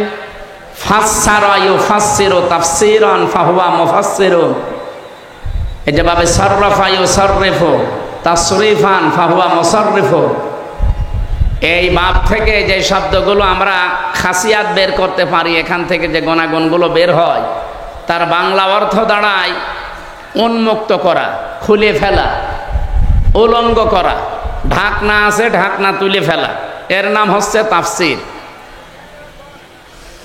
আপনি যদি পৃথিবীতে, আমি এই ভাইয়ের বাড়িতে গেলাম, যে সালাম দেওয়ার পরে ওনার ছেলেটা বের হয়ে বলছে কি, ওনার বাবা কই? আচ্ছা বাবা কুষ্টিয়ায় আছে, আপনি পরে আসবেন। মানে এমন সুন্দরভাবে আমার সালামের জবাব দিয়েছে, কি ছেলে না মেয়ে বোঝা যাচ্ছে না। এখন যদি আমি নাম জিজ্ঞাসা করি তাও তো একটা ধোকায় পড়ে যাব, কারণ এ দেশে অনেক ছেলে মানুষের নাম, মেয়ে মানুষের নাম একই। কাউকে যদি বলে তোর নাম কি, ও যদি বলে মাহি, আপনি কি বুঝবেন? মহিলাও আছে মাহি, হয়েছে মাহিয়া মাহি, আপনাদের তো এর সাথে কোনো সম্পর্ক নেই। আর একজন আছে মাহি বি চৌধুরী, এটাও কিন্তু একজন মানুষের নাম, কিন্তু পুরুষ মানুষ। আগেরটা মহিলা, পরেরটা নাম বললে তো বোঝা যাবে না। এখন ওইটা আম্মু না আব্বু, আমার কি বলে সালাম দিলেও আঙ্কেল বলে, এখন কিভাবে বুঝবো আমি? ওর যে পায়জামা প্যান্ট পরা আছে এটা খুলে ফেলা লাগবে না? এটা না খুললে আপনি বুঝবেন কি করে? পায়জামা প্যান্ট আছে এটা খুলে ফেলেন, এখন আপনি টের পাবেন যেটা আম্মু না আব্বু। এইটার বাংলা অর্থ তাফসির বোঝে। আমাদের এই দেশে, এই পরিবারে, এই সমাজে, এই রাষ্ট্রে, এই পৃথিবীতে এখন অনেকেই বিভিন্ন আবরণ দিয়ে নিজেকে আড়াল করে রেখেছে। কেউ জুলুমের চাদর দিয়ে, কেউ শিরিকের চাদর দিয়ে, কি কথা বুঝতেছে? কেউ বেদাতের চাদর দিয়ে, কেউ কুফরের চাদর দিয়ে নিজেকে আড়াল করে রেখেছে। যখনই আপনি তাফসির করতে যাবেন ওইগুলো সব উন্মুক্ত হয়ে যাবে। পৃথিবীর মানুষেরা টের পেয়ে যাবে যে এটা তো জাতির সর্বনাশ করছে। এই জন্য এত বাধা দেয়। যারা জুলুম করে তারা চিন্তা করে আমার তো অন্তত আবরণ দিয়ে ঢাকা আছে, জুলুমের আবরণ, কেউ তো টের পাচ্ছে না। তো কোরআনে কারিমের তাফসির করলে বুঝে ফেলবে জাতি যে এটা জাতির সর্বনাশ করছে, এটা জুলুমকারী, তখন সোচ্চার হয়ে যাবে আমার বিরুদ্ধে।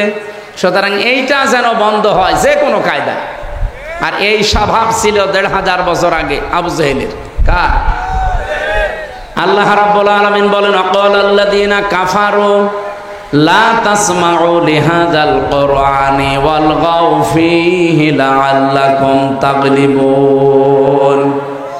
সূরা হামিম সাজদা ২৬ নম্বর আয়াতে আল্লাহ জানিয়েছেন কাফেরেরা এই ফতোয়া দিয়েছিল।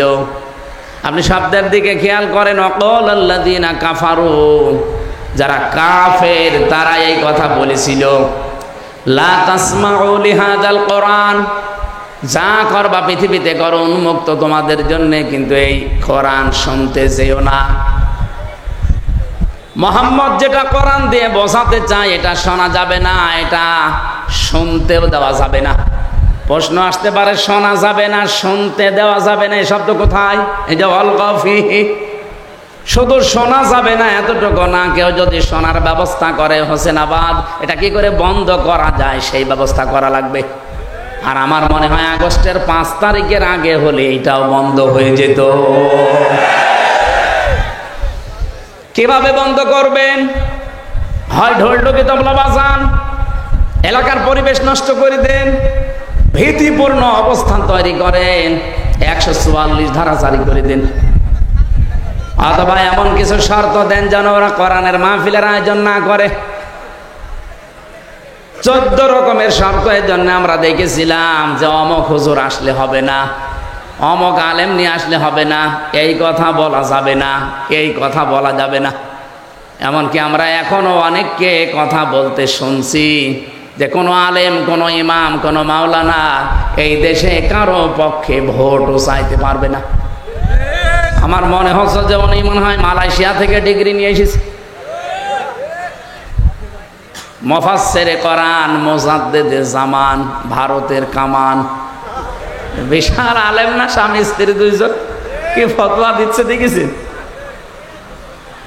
আমি আজকে ওপেন চ্যালেঞ্জ দিচ্ছি কুষ্টিয়ার বুকে, এটা রেকর্ড হচ্ছে সারা বাংলাদেশের ৫৬,০০০ বর্গ মাইলে আমি যেখানে যাব, কোরআনের পক্ষে যারা আছে, একামতে দিনের পক্ষে যারা, এদেশে আল্লাহর আইন যাদের দ্বারা কায়েম হওয়ার সম্ভাবনা আছে, তাদের পক্ষে আমি রায় চাবো, সিদ্ধান্ত চাবো, ভোট চাবো। কেউ নিষেধ করলে আমার নিষেধ করেন। কোন মায়ের দুধ খেয়েছি আমি দেখবো, আসেন আমার সামনে, আসেন। আজকে মাইক কেড়ে নেন তো, মাইক আজকে ছেড়ে দিলাম, কেড়ে নিন।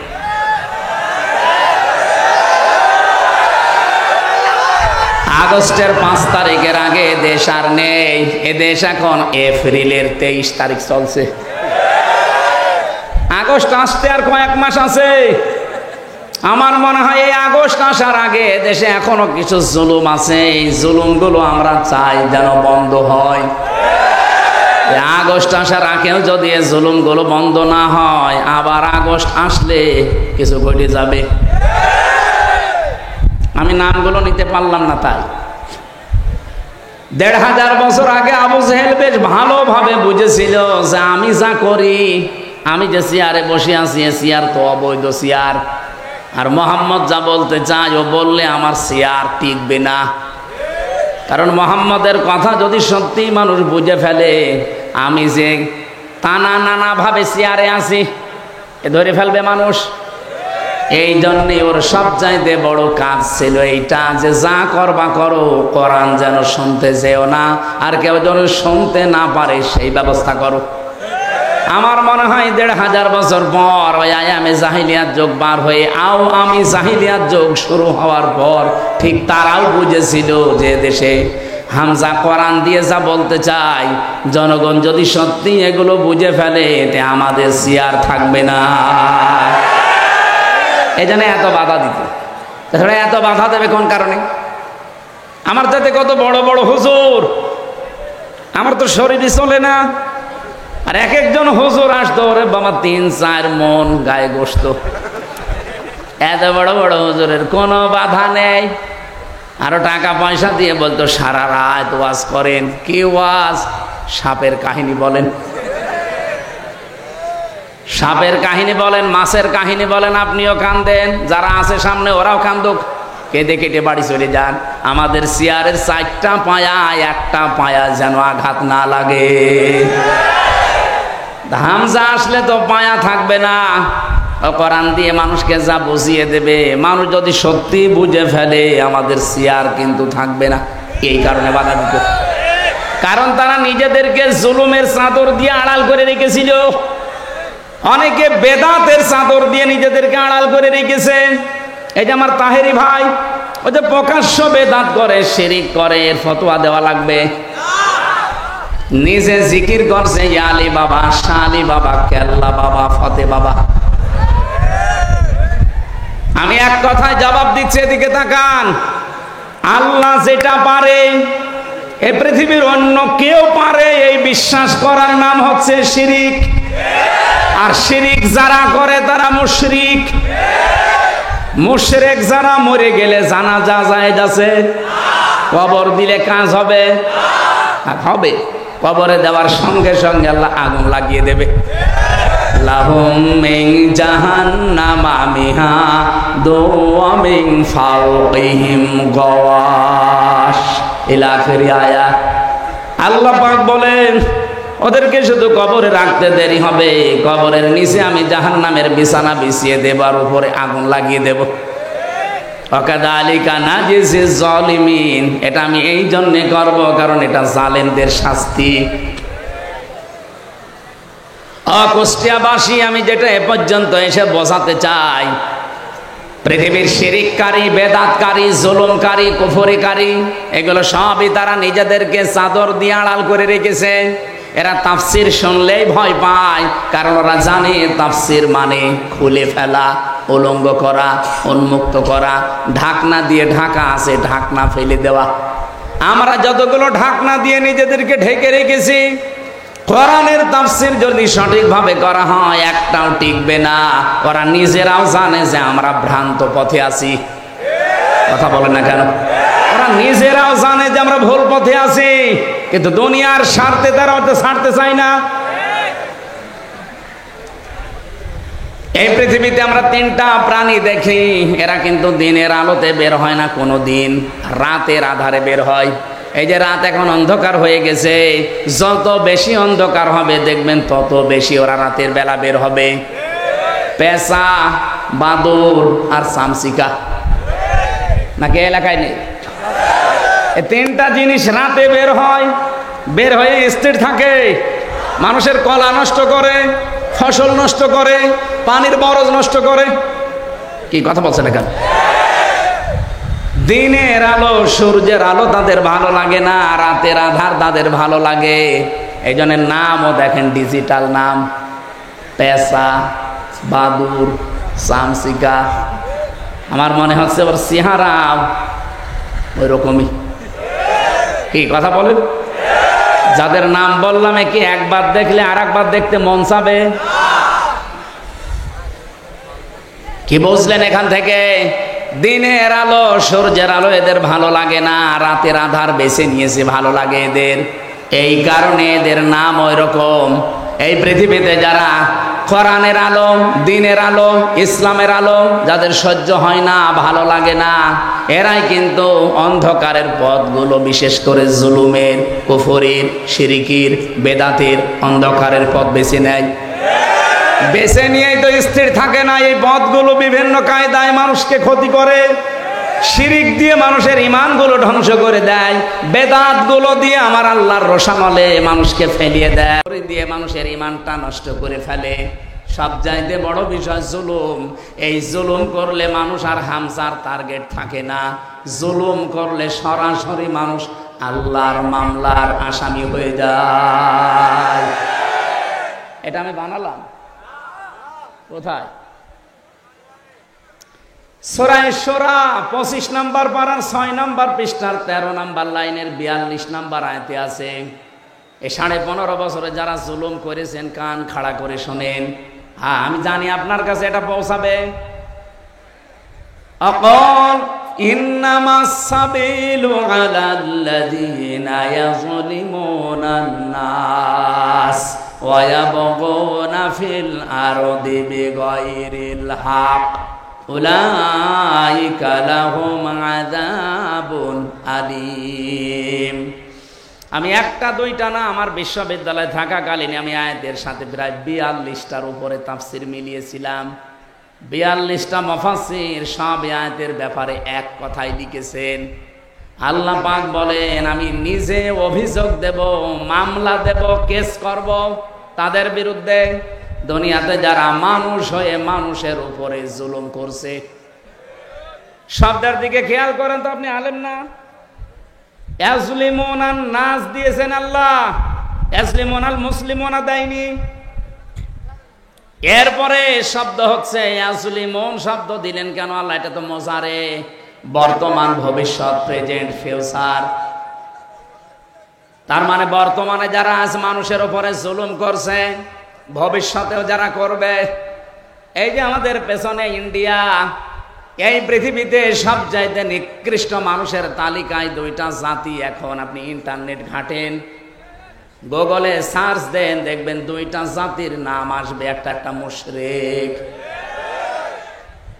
আজ দিন যারা দখল করে নিচ্ছে, এরা পৃথিবীর নিকৃষ্ট 1 নম্বরে। 2 নম্বরে আছে আমাদের পাশের এই প্রতিবেশী, সবাই না, যারা উগ্রপন্থী, যারা ওই মোদির মরিদ, এরা হচ্ছে আসল জঙ্গি। আল্লাহর ঘর মসজিদ গুলো সব আজ ভেঙে দিচ্ছে ধোয়া তুলে। কি ধোয়া? ধোয়া তুলেছে তারা। বলে 500 বছর আগে এখানে মন্দির ছিল, এই জন্য আমরা ভেঙে দিয়ে মন্দির বানাবো। আরে শয়তান, পৃথিবীতে আর জায়গা পাও না, যত মন্দির তোমার সব মসজিদের নিচে পাওয়া যায়। বিশ্বের মানুষেরা আজ দেখে মাটির নিচে কেউ তেল পায়, গ্যাস পায়, সোনা পায়, রূপা পায়।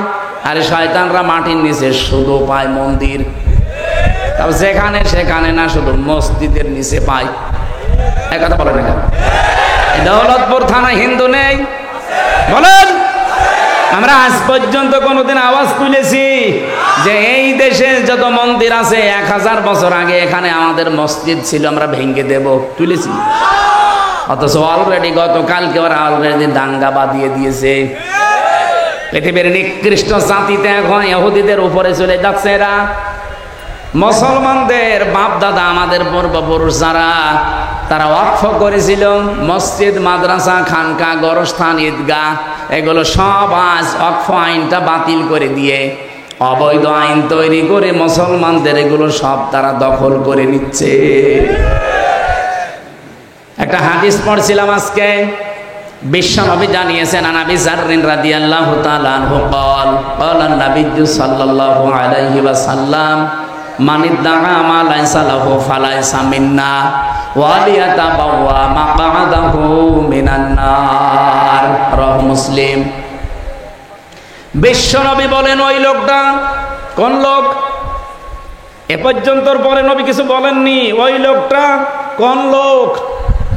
যেই লোকের দখলে ওই জিনিস থাকার কথা না, জোর করে নিজের দখলে যদি ওই জিনিস সে নিয়ে নেয়, সঙ্গে সঙ্গে ফালাইসা মিন্না, সে আমার উম্মত থেকে বের হয়ে যায়।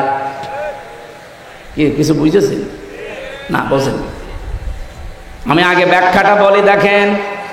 যেই জিনিস আপনার দখলে থাকার কথা না, ওইটা যদি আপনি নিজের দখলে নিয়ে নেন, সঙ্গে সঙ্গে আপনি রমির উম্মত থেকে বের হয়ে গেছেন। এই গল্প করছেন মানে?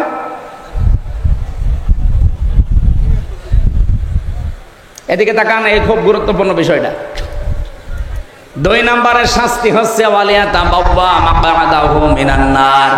সে যেন জাহান্নামে নিজের স্থান বরাদ্দ করে নিল। আমি কি হাদিস বানালাম? এর ব্যাখ্যা কি হবে? এখানে আমি টেকাই 2টা বিষয় পেয়েছি। যেই জিনিস আপনার দখলে ছিল, আগে আপনার মালিকানায় ছিল, কেউ কেড়ে নিয়েছিল, কেউ দখল করেছিল, সেটা যদি আপনি আবার ফেরত পান, তাহলে এই হাদিসের যে শাস্তি তার আওতায় আপনি থাকবেন না। আমার মনে হয় খুব কঠিন হয়ে যাচ্ছে, কথা বুঝতেছেন? যে জিনিস আপনারই ছিল, আপনার আন্ডারে ছিল, কেউ কেড়ে নিয়েছিল, কেউ জোর জবরদস্তি করে দখলে রেখেছিল, এখন যদি ওইটি আপনি আবার ফেরত পান, আপনি দখলবাজ না, দখলদার না, আপনার নিজের জিনিস আপনি নিজে ফেরত পেয়েছেন। আপনি হাদিসের যে প্রথম শাস্তি ফালাইসা মিন্না, সে নবীর উম্মত না, এটার ভেতরে আপনি পড়বেন না। আমি একটা বলছি উদাহরণ, বাংলাদেশে যে ইসলামী ব্যাংক যাদের ছিল তারা এখন ফেরত পেয়েছে, জবাব দেওয়া লাগবে আপনাকে। আমি যদি বানিয়ে বলি, কিছু ভুল বলি, আপনি ধরিয়ে দেন না, জোর করবেন না, একেবারে লাইন মতো এসে বলেন। ইসলামী ব্যাংক যাদের ছিল তারা ফেরত পেয়েছে, এতদিন যারা কাছে ছিল ওরা দখল করেছিল। এই কথা বলেন না কেন? তাহলে যার জিনিস সে ফেরত যদি পায়, সে যদি নিয়ে নেয়, তাহলে হাদিসের প্রথম যে ব্যাখ্যা ফালাইসা মিন্না, আপনি নবীর উম্মত না, এই আওতায় আপনি নেই, এই শাস্তি থেকে আপনি বের হয়ে গেলেন। কিন্তু যেটা আপনার সত্যিই না, আপনি যদি জোর করাটা নিজের দখলে নিয়ে নেন, এই যে আগস্টের 5 তারিখের পরে আমরা বহু মানুষের চরিত্রে এটা দেখলাম, যেটা যার না, বাবা শাহজালাল সব হালাল করে নিয়েছে। দৌলতপুরে মনে হয় শুরু হয়নি, এ বলছে না শুরু হয়নি। শুরু হয়নি মানে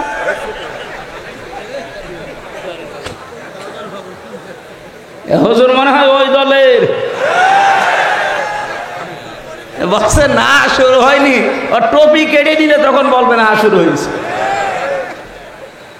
কত কিছু আমরা দেখতে পাচ্ছি আগস্টের 5 তারিখের পরে, কত কিছু মানুষ দখল করে নিচ্ছে, অথচ সেই জিনিস তার হওয়ার কথা ছিল না। এই আন্দাজে চিল্লাছেন মানে কিছু বুঝেছেন? ঠিক আছে, খুব চালাক এলাকার মানুষেরা, শহরের মানুষ তো,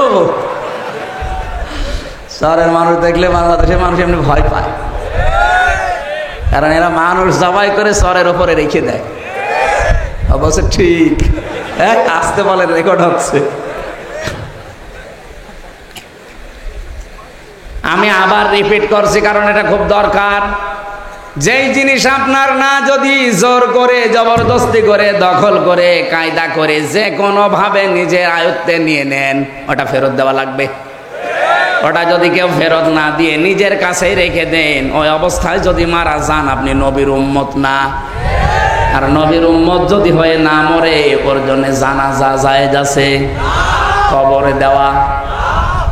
তাহলে কে মরে যাচ্ছে আমরা কেন জবাই করব, কেন তার জানাজা দেব, কবরে দেব বলেন? আজকে কুষ্টিয়ার একজন মারা গেছে, আমি নাম নিলাম না, অনেক বহু কিছু 15.5 বছরে দখল করেছিল। এখন অনেকেই তার এই দখলকৃত জিনিস এই 8.5 মাস 9 মাসের ভেতরে তারাও বাবা শাহজালাল সব হালাল বলে আবার নিয়ে নিয়েছে। আমার মনে হয় এই ঝামেলায় পড়েছে, এই কারণে স্টক করে আজকে পটল তুলেছে। আমি কমেন্টে দেখলাম, মেসেজ বক্সে যে 100 জনের প্রায় 99 জন বলছে আলহামদুলিল্লাহ, ইন্নালিল্লাহ কেউ লেখে না। সে যাই হোক, আপনাদের নাম শোনার দরকার নেই, ফেরেশতারা জানলে আর আমি জানলে হবে। এরকম জীবন যেন সামনে কেউ গঠন না করে।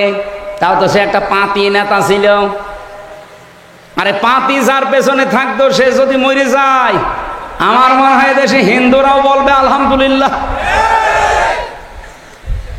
এই জন্য অত তাড়াতাড়ি যেন তাদের মরণও না হয়, কারণ এখনই আলহামদুলিল্লাহ শুনতে আমরা রাজি না।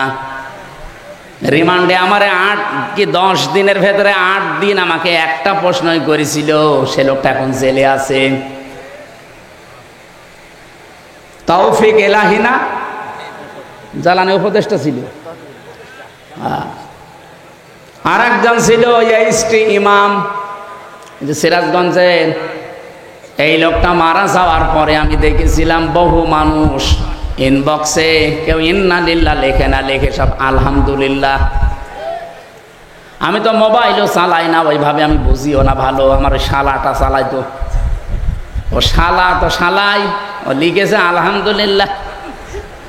যেহেতু নামে আমার চলছে মুফতি আমির হামজা কুষ্টিয়া, ওই শয়তানরা ওইটা দেখেছে। রিমান্ডে আমারে বলছে কেন আলহামদুলিল্লাহ লিখলেন? কই এই যে ঠিক সবই ঠিক আছে, কিন্তু লিখেছে আমার শালা, আর শালার সব দোষ আমার ঘাড়ে। এই 10 দিন রিমান্ডের 8 দিন যে শাস্তি আমারে দিয়েছিল, প্রতিদিন ওই একই রকম। আমার আগে একজনকে নিয়ে গেল, দেখলাম বাড়ি চট্টগ্রামে ছাত্র দলের এক ভাই, ওরে নিয়ে যেই নখ তুলছিল। ওদের কাছে এমন একটা চেয়ার আছে, আমাকে দেখায় না, আমাকে বসিয়েছিল কিন্তু আমাকে ঘোরায়নি, কিন্তু ওই ভাইকে বসিয়ে আবার ঘুরিয়েছিল। এরকম চেয়ারে বসিয়ে 2 ক্লিপ দিয়ে হাত আটকিয়ে দেয়, পা আটকিয়ে দেয়, এ গলার কাছে একটা যে লাগিয়ে দেয় রাবার, আপনি নড়াচড়া করতে পারবেন না। হঠাৎ একটা মেশিন নিয়ে আসবে, মেশিন আমি দেখেছিলাম এই হাতের কাছে পায়ের কাছে লাগিয়ে দেয়, এমনভাবে সেট করা মনে আছে যে আমার হাত দেখে বানিয়েছে। হাতের কাছে লাগিয়ে শুধু একটা সুইচ টিপ দিলে একবার এই নখগুলো খুলে সব চলে আসে। আর আপনি দেখেন এখন এই নখ খুলে কেমন ফিনকি দিয়ে রক্ত বের হয়। নখ খুলে গেলে যখন রক্ত ফিনকি দিয়ে আসে, তখন পাতলা মিহি ওই যে মোল্লা সল্ট ওইটা ছিটিয়ে দেয়। শুনতেই কেমন লাগছে, যারা দিল কেমন লাগছিল তার। আমি মাটির নিচে ওই সময় হাও মাও করে চিৎকার করছে লোকটা, নিয়ে এসে আমার রুমে দিল। কারণ প্রত্যেকের রুম আলাদা, পাশের রুমে যে দেওয়া, যে মোটা মোটা রড দেওয়া, সব দেখা যাচ্ছে। দেখছি ফিনকি দিয়ে রক্ত বের হচ্ছিল, ওই জায়গায় লবণ দিয়েছে। তাও মোটা লবণ দিলে তো হয়তো, পাতলা মিহি লবণ দিয়েছে। বলছে আমার একটা টিপ দিয়েছিল সুইচে, এক টিপে নাকি 120 বার করে ঘোরে ওই চেয়ারটা। 1 মিনিট পরে মনে হয় যে আমি 8-10টা পৃথিবী দেখতে পাচ্ছি। অবশ্য সুবহানাল্লাহ, দৌলতপুরের মানুষ তো দৌলতপুরের মতোই। বলেন তো যে একটু হালকা বর্ণনা বললাম, তাও আমার উপরে হয়নি, আমার সাথে ছিল তার উপরে একজন আলেম, আমার সাথে ছিল মুফতি ফখরুল ইসলাম। লোকটা শেষে এসে আমি 3 বছরের ভেতরে তারে 1 বছর পেয়েছিলাম একসাথে। ওরে ডান্ডা বেড়ি দিয়ে 24 ঘন্টা ওই ফাঁসির কন্ডেম সেলের ভেতরে আমার রুমে দিয়েছিল। মাঝে মাঝে দেখি হাত পা শাটবাট হয়ে পড়ে আছে। কি ভাই আপনি এমন করেন? আমারে বলছে হামজা ভাই আপনার সাথে রিমান্ডে কি করেছে আমি জানি না, তবে আমারে নিয়ে পায়ের ভেতরে হাত দিয়ে, সামনে লোহার ব্যারিকেড ছিল, ও লোহার ব্যারিকেডের সাথে হাত আটকিয়ে দিয়েছে হ্যান্ডকাপ দিয়ে। 2 মিনিট 5 মিনিট না, 3 বছরে ভাবে আটকিয়ে রেখেছে। 24 ঘন্টা। এটা মানুষ যে শুয়ে থাকে, এটা যে কত বড় নিয়ামত আমি জানি। 24 ঘন্টায় মাত্র 1.5-2 মিনিট সময় দিত টয়লেট করার জন্য। টয়লেট তো হয় না, তাও সময় দিত মাত্র 1.5-2 মিনিট। সকালে কয়টা পচা ছোলা দিয়ে যেত, দুপুর বেলা 1 মুঠ ভাত দিত, তাও মনে হচ্ছে কেউ মাখিয়ে দিয়েছে। আমি ওনারা বললাম আপনি 60 হয়ে থাকেন, যদিও উনি 60 হয়ে গেলে আমার আর জায়গা থাকে না, কারণ এদিকে 3.5 হাত, এদিকেও 3.5 হাত, থাকবো কি করে? উনি যদি 60 হয়ে হাত পা ছেড়ে দেয়, তা আমি থাকবো কোথায়? আবার সামনে টয়লেট দেওয়া, টয়লেটের আবার দরজা নেই, শুধু 1-1.5 হাত মতো একটা দরজা দেওয়াল দেওয়া আছে। বসলে দেখা যায় না, দাঁড়ালে দেখা যায়। তাও তো ভেতরে অবস্থা। আর ওদের কাছে যখন রিমান্ডে মাটির নিচে, ওই জায়গায় এমন কঠিন টয়লেট আছে, কিন্তু টয়লেটের দরজা আবার খোলা রাখা লাগে। 1-1.5 হাত খালি দেওয়াল দেওয়া। এটা যুবক মানুষ আমরা, বলেন তো এরকম একটা মানুষের সামনে যদি ওইভাবে টয়লেট পোষাবো তো আসবে না। আলেমদের সাথে এই ব্যবহার করতো আমি নিজে সাক্ষী, নিজে দেখেছি। আর এখনকার এই শয়তানগুলোকে কোর্টে তোলার সময় ওদের আচরণ দেখেছেন, বস আবার সুযোগ পেলে সবাইকে দেখে নেব। ওই জায়গায় দাঁত মুখ খুলে ফেলা দরকার। আলেমদের মাথায় দড়ি দিয়ে, ডান্ডা বেড়ি দিয়ে বুকের ওপরে সে কি লাগাতো না, একটা কি যেন আছে, বুলেট প্রুফ জ্যাকেট, মাথার ওপরে টুপি দিয়ে মনে হচ্ছে যে কি নিয়ে যাচ্ছে, অথচ কিছুই না। আবার হাত আমার বাঁধতো পেছনে, মাথায় দড়ি দিয়ে যখন কোর্টের সামনে দিয়ে নিত, আমার মনে হচ্ছে যে গরু ছাগল টেনে নিয়ে যাচ্ছে। ওই শয়তানগুলো সব কোর্টের বারান্দায় টিপ্পনি কাটতো আমারে দেখে, মামুনুল হককে দেখে, সাখাওয়াত হোসেন রাজিরে দেখে, বলতে এই দেখেন জঙ্গি যাচ্ছে। এখন আপনারা তো ওইভাবে যাচ্ছেন, এখন আমরা বলি দেখ কেমন লাগে।